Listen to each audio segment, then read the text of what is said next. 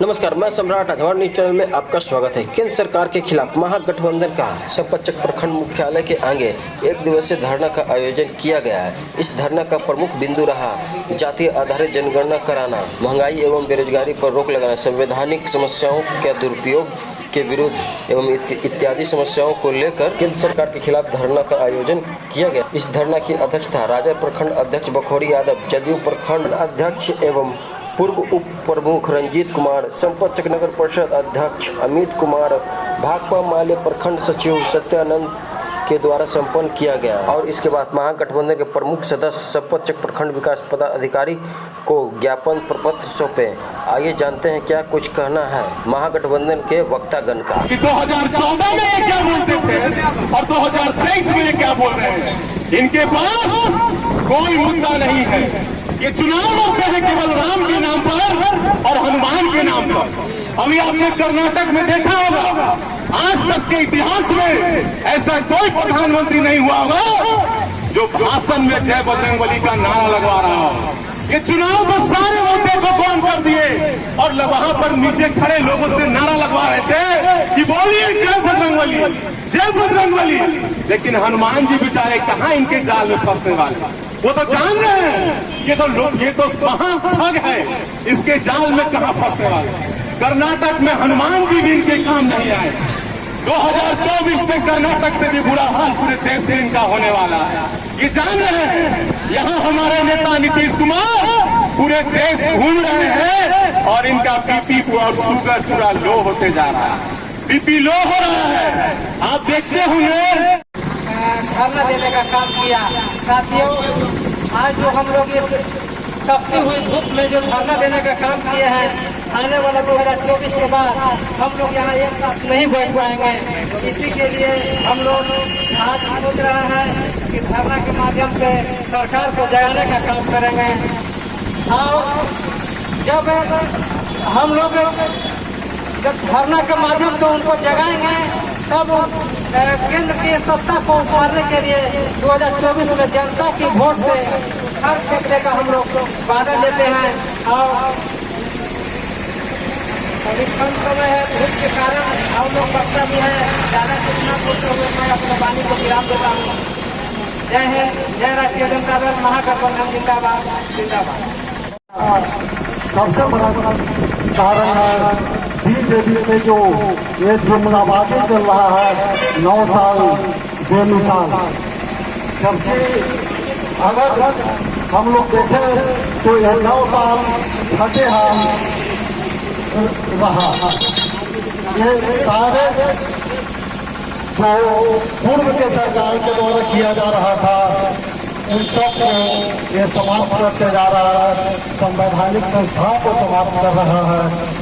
जितना उद्योग भारत में लगा हुआ था वो सब उद्योग धंधों को चौपट किया जा रहा है और अपने खास मित्र अदानी और अदानी को सारा देश की संपत्ति उन्हीं लोगों के नाम किया जा रहा है, जैसा कि आप देख रहे हैं। चलने लायक नहीं है, पैदल साइकिल से चलना पड़ता है। तो हम लोग को यही विचार करना है कि अब की 2014 में आने वाले चुनाव में बीजेपी को मुंहतोड़ जवाब देंगे और उनको एक भी सीट बिहार से नहीं लेने देंगे।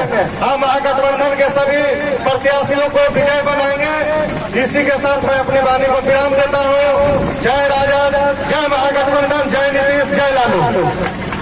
मध्यरात्रि को आजादी के समय कहा गया था कि हम नियति से वादा करके उठे हैं और गांधी ने कहा था कि इस देश में सबसे ज्यादा संसाधनों पे हक किसका है।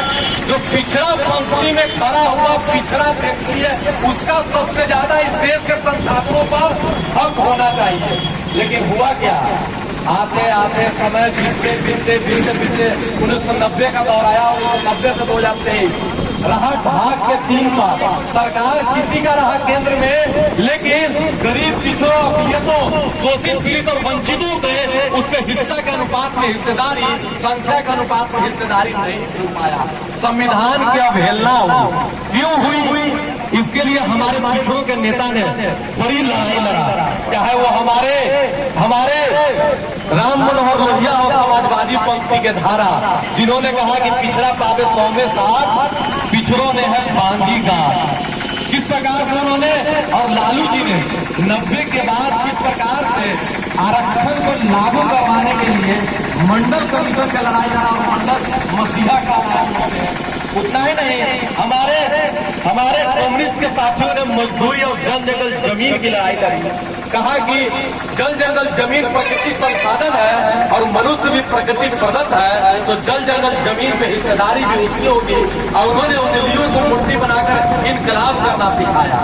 तो साथियों, ये क्रांति दर क्रांति, क्रांति प्रति क्रांति चलती रही है। और आज भी देखिए ना, ये 45 डिग्री और 46 डिग्री के तपिश में भी हमारी क्रांति की लौ सूरज की लौ से ज्यादा है। ये कम काबिले तारीफ नहीं है।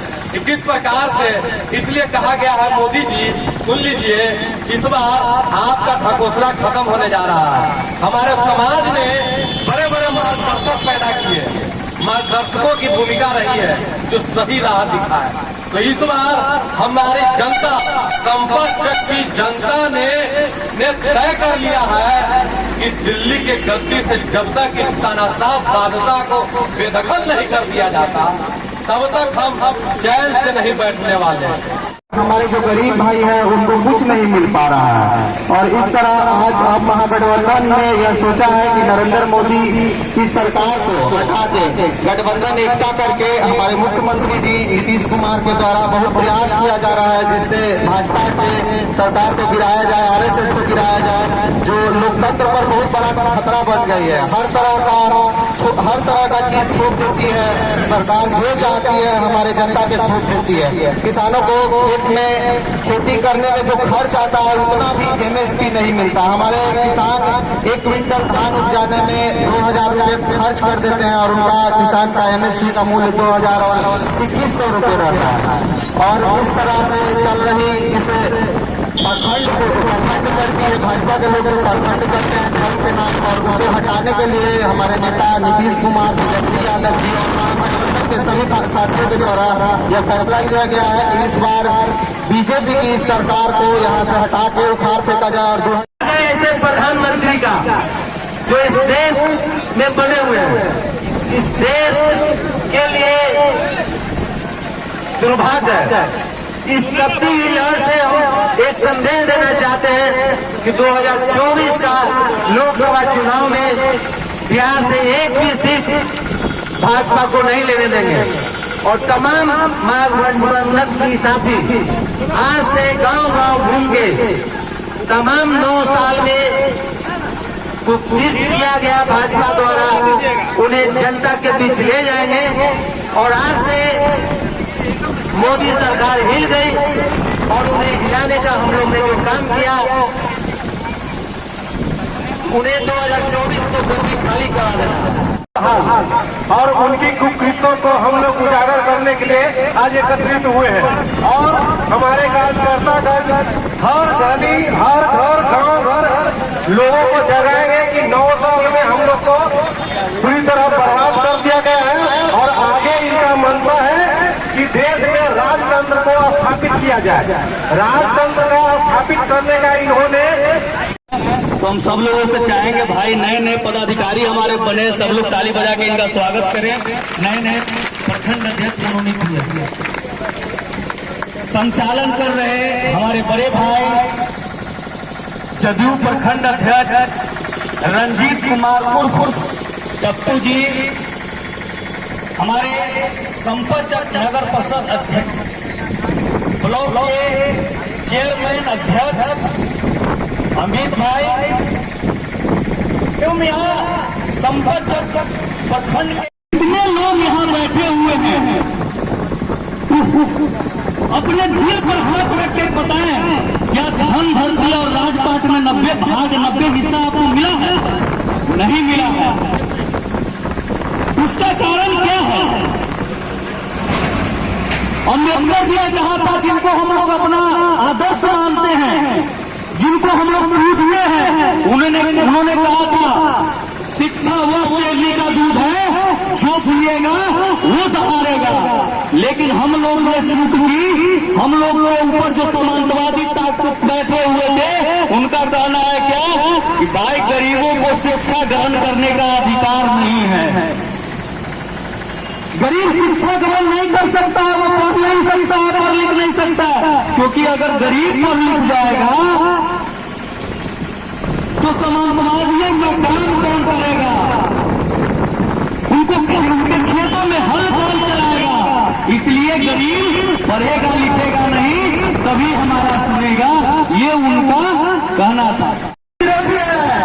नरेंद्र मोदी की सरकार युवा विरोधी है, नरेंद्र मोदी की सरकार बेरोजगारी विरोधी है, युवाओं को तो ठगने का काम किया। देखिए युवा कौन है, सुन लीजिए माता बहन जी, आप ही के बीच का बच्चा कल के डेट में वीडियो बनेगा, सीओ बनेगा, प्रमुख बनेगा, चेयरमैन बनेगा। ये अधिकार किसने दिया? ये अधिकार माननीय श्री लालू प्रसाद यादव जी ने दिया। आप लोग को गरीबों को आगे बढ़ाने का काम किया। आज हम लोग सब पार्टी के लोग बैठे हुए हैं, महागठबंधन है और महागठबंधन जिंदाबाद है। यहाँ चाचा भतीजा का सरकार चल रहा है। लोग को यहाँ भ्रमित किया जा रहा है, कह रहे ये तो चाचा भतीजा तो जाति जनगणना खा गया बा। तो हम बता देना चाहते हैं माता बहन जी, इसमें लालू जी का कोई स्वार्थ राजनीति नहीं है और न इसमें तेजस्वी जी का कोई स्वार्थ राजनीति है। ये सिर्फ और सिर्फ लड़ाई आप लोगों के लिए लालू जी लड़ने का काम किए। तो लालू जी लड़ने का काम किए, उसका नाम दे दिया जंगल राज। 1990 के पहले बता दिया जाए, आप लोगों को खटिया पर नहीं बैठने दिया जाता था। आप लोगों को कौन अधिकार दिलाया? तो देखिए अधिकार का ही मतलब है आरक्षण। जातिगत जनगणना को बंद करवाने में सबसे बड़ा विरोधी आपका है, उसका नाम है नरेंद्र मोदी और अमित शाह। अमित शाह जो है देश बेचवा सरकार है, नरेंद्र मोदी जो है गुजरात का एक व्यापारी है। जैसे हम लोग जाते हैं ना किराना दुकान में लेके दाल चावल, तो उस तरह से हीरा का व्यापारी है। तो हीरा का व्यापारी जो होता है ब्लैक डॉग होता है, ब्लैक डायमंड होता है। तो कभी भी आपको कोबरा साफ ही डस लेगा। तो डस रहा है किसको? डस रहा है दलित भाई को, डस रहा है महादलित भाई को, डस रहा है अति पिछड़ा को, क्योंकि आप लोग को खा के वही आरक्षण अंबानी और अडानी के खाते में डाल देगा। अंबानी और अंबानी जैसे बड़े बड़े लोग, पूंजीपति लोग के मार्गदर्शन पर चल रहे हैं अमित शाह जी। देख लीजिए, साफ सुथरा में कहना चाहते हैं, बस एक दो बार बोलेंगे। देखिए अम्बेडकर जी अब कभी दोबारा पैदा नहीं लेंगे। अम्बेडकर जी पर कितना तानाशाही किया गया और अम्बेडकर जी कितना दुख दर्द सहकर अम्बेडकर बने। आपको पता होगा, बताने का जरूरत नहीं है, सोशल मीडिया का जमाना है। हम यही कहेंगे कि अगर आपके बगल में, अगर आपके पास मोबाइल नहीं है एंड्रॉइड, तो अगल बगल में भी बैठकर कम से कम देखिए सुनिए, क्योंकि जमाना उसका है। अभी देखिए मैं बताना चाहता हूँ आपको कि किस तरह से किसानों पर लाठी चलवाने का काम किया, किस तरह से युवाओं को ठगने का काम कर रहा है। अभी हाल में देखिए कोई भी वैकेंसी केंद्र सरकार से निकाला नहीं जा रहा है। बात है आरक्षण का, बात है पेट्रोल का दाम देख लिया कीजिए और 2023 में देख लीजिए कि कहां से कहां है। पहले बोला जाता था कि कांग्रेस बर्बाद कर रहा है देश को। तो मैं पूछना चाहता हूं नरेंद्र मोदी जी से कि आपने आकर आपका ही एक केंद्रीय मंत्री नेत्री जो स्मृति ईरानी है, गए माथा पर सिलेंडर लेकर, बैगन लेकर, प्याज लेकर, आलू लेकर माला पहनती थी। आज वो लोग सब पर्दा के पीछे है, क्योंकि वो गरीब विरोधी है, किसान विरोधी है, गरीब विरोधी है। और हम लोग गरीब के बाल बच्चा, हम लोग को आगे बढ़ना है, हम लोग को लड़ाई लड़ना है। लड़ाई किससे है? लड़ाई को कमजोर नहीं समझिएगा। 2024 में लोकसभा का चुनाव है, उसको ये मत समझिएगा कि बहुत ही हल्के में लेना है। हम लोग को, मैं इसी के लिए बोला था कि आपके बगल में किसी के पास मोबाइल है तो देखिए आपको भीमराव अम्बेडकर बनना पड़ेगा। लालू यादव हम नहीं बन सकते हैं, लेकिन लालू यादव जी के विचार को दिल में लेकर हर घर में, हर गली, हर मोहल्ले में जा सकते हैं। क्योंकि यहाँ पर हम लोग आपको, अगर हम लोग को नेटवर्किंग करना पड़ेगा। नरेंद्र मोदी की सरकार नेटवर्किंग कर रही है और हम लोग महागठबंधन का सरकार, हम लोग दलित में जाकर, गरीबों में जाकर हम लोग को नेटवर्किंग करना पड़ेगा। क्योंकि को बराबरी बोलने नहीं दिया जाता था, गरीबों को कम मजदूरी में मजदूरी करवाया जाता था, खटाया जाता था और गरीबों के घर समानांतर घर होता था, उनके घर में बीमार नहीं होता था। उस जमाने की बात कर रहे हैं जिस जमाने में समन्वित ताकतों के खिलाफ आपने संघर्ष करके, गाँव में संघर्ष करके आपने सरकार के खिलाफ कहा गरीबों को राशन मिलना चाहिए, गरीबों को जमीन मिलना चाहिए, गरीबों को आवास गरीबों को मनरेगा में रोजगार मिलना चाहिए। लेकिन आज क्या हो रहा है, आपको सरकार ने कहा, मोदी जी ने कहा कि अच्छा एक बार मोदी सरकार ला दो, अच्छा दिन दिखने लगेगा। अच्छा दिन दिख रहा है ना, वो कह रहा है कि ना अब वो जमाना लाने हवा। कौन जमाना? पिछला समय में कहा वाला है, जमींदारों के सामने, मनुवादियों के सामने गरीबों को बोलने नहीं दिया जाता था, गरीबों को खटिया पर नहीं बैठने दिया जाता था, उनको घर में जाने से घर छुआता था, उनको पीछे में झाड़ू बंधा जाता था। क्या यार वही जमाना लाना चाहते हैं? मोदी कहता है कि वो जमाना लाएंगे, ब्राह्मणवादियों का जमाना। क्या ये मंजूर है? नहीं ना मंजूर है। अब हमको जरूरत है वो उससे मोदी से पूछना है, अरे भाई जीरो बैलेंस से खाता खुलवाया, हमने के खतरा पर पैसा ना आए है, एक खाता पर पैसा ना आए है। हमने पूछ ली कि हमने खतवा कहाँ रखा, कोठिया पर रख ली के, और ओकरा में पैसा देना है, कैसे काम चलता है? ओकर बाद 12 फुट के तरीके से कह रहा है कि अब ऐसा ना होता, कितना महिला ने जाऊँ ना, ये भाई सब के हमने फ्री में मिल गई ना चुना। अब इसको अभी बताऊं ईमानदारी से, गरीब के घर में गैस जो सिलेंडर है उसमें गैस भराए नहीं ना, गैस ना भराए नहीं, सब के गरीब के गैस सिलेंडर रखा गए है। मोदी जी से कहूँ बतावा 1300 रुपये का 600 रुपये मिला है, वो दिन तू कहाला महंगा हो रहा है, हमने के दिला गए तो हमने एक दिन गैसवा पर खाना ना बनावा है, वही बैठे में धुआं के लगरिया ठूस के बना भी सकी ना। बोला ये मोदी सरकार जो हमने के सामने झूठ बोली थे, अभी हमने कह ली है, ए मोदी बाबू तोरा पास अगर गरीब रोजगार गरीब के ना देवेला हवा तो गरीब के कम से कम मनरेगा में 400 रुपया मजदूरी करा, बतावा कुछ काम करते ना। हमने कही थी कि ना गाँवों में ना नगरों में काम चले, अगर नगर परिषद क्षेत्र जहाँ है वो मनरेगा से काम चले और सब गरीब के मजदूरी 600 रुपया हो गए।